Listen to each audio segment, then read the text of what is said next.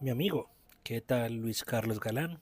A ver, hablemos de Luis Carlos Galán. Luis Carlos Galán Sarmiento fue un político colombiano que literalmente todo Colombia lo ha tratado como un mártir. Y no me malentiendan, efectivamente este señor fue víctima de la violencia desatada por parte del famoso e infame exportador de harinas del cual no me gusta hablar, pero también hay que ser muy claros. Este tipo, básicamente, es lo que es su figura y su representación por haber sido desvivido por parte de el otro personaje. Probablemente si este man no lo hubiese desvivido Escobar, hubiese alcanzado la presidencia. Y probablemente hubiese pasado con muchos gobiernos que han sido nefastos. ¿Por qué? Vamos a desglosar varias cosas con respecto a Luis Carlos Galán. Sí, para ese momento él gozaba de una altísima popularidad, pero se vendió a la figura de Luis Carlos Galán como si él fuera esa persona venida desde abajo, ese desconocido dentro de la política, ese referente que nadie conocía. Sin embargo, este tipo anteriormente ya había estado en carreras políticas e inclusive estuvo inmiscuido en la política desde mucho tiempo atrás. Entre 1970 y 1972, este man fue ministro de Educación. Entre 1972 y 1976 fue cónsul en Italia. Entre el 70 y el 79 fue senador de la República. Este man se regodeaba con la clase alta política de este país. Se regodeaba con los Santos, se regodeaba directamente con los Pastrana. Entonces, sí, pues este man tenía unas ideas revolucionarias. Pero esa figura que nos han vendido de el mártir que apenas empezaba en la política no es tan así. Este tipo pasaba por la política y eso lo hemos visto generación tras generación tras generación en este país.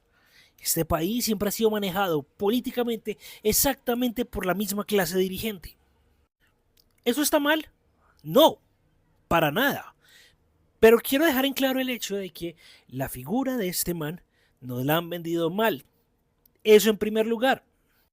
Pero por si fuera poco, la figura de Galán siempre fue vendida como algo impecable, pulcro, como la familia ideal. Y aquí vemos a Luis Carlos Galán con su esposa y con sus tres hijos, Carlos Fernando, Juan Manuel y Claudio. Y aquí nuevamente lo vemos con sus tres hijos, Carlos Fernando, Juan Manuel y Claudio. ¿Saben quién falta en estas fotografías? Su hijo mayor, Luis Alfonso Corredor. María Isabel Corredor llegó a Bogotá cuando tan solo tenía 14 años y en aquel momento empezó a trabajar en lo que ella conocía, podía trabajar y muchas niñas trabajaban y eran como empleadas domésticas interinas. Los padres de Luis Carlos Galán catalogaban esto como efímeros encuentros. En estos efímeros encuentros ella queda en embarazo aún siendo menor de edad. Y claro, ante la sociedad esto no iba a ser bien visto. ¿Cómo iba a verse bien visto que el hijo de una prestigiosa familia dejara en embarazo a una chica menor de edad que era la mujer que les ayudaba con los servicios generales de su casa? Esto era impensable. Entonces, ¿qué hicieron los papás de Galán?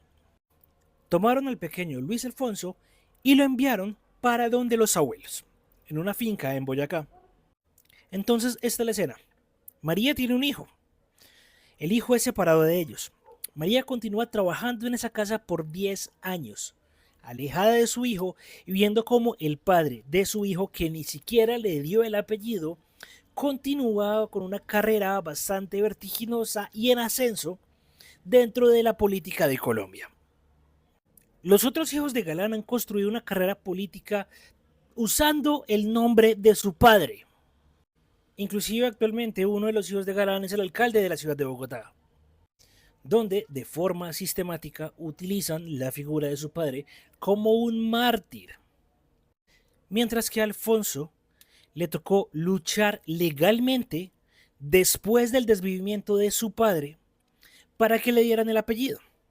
Y es solamente hasta el año 1996, recordemos que a Galán lo desvían en el 89, cuando A Luis Carlos le dan el apellido Galán, que lo hizo básicamente por trámites legales, pero a día de hoy no lo utiliza.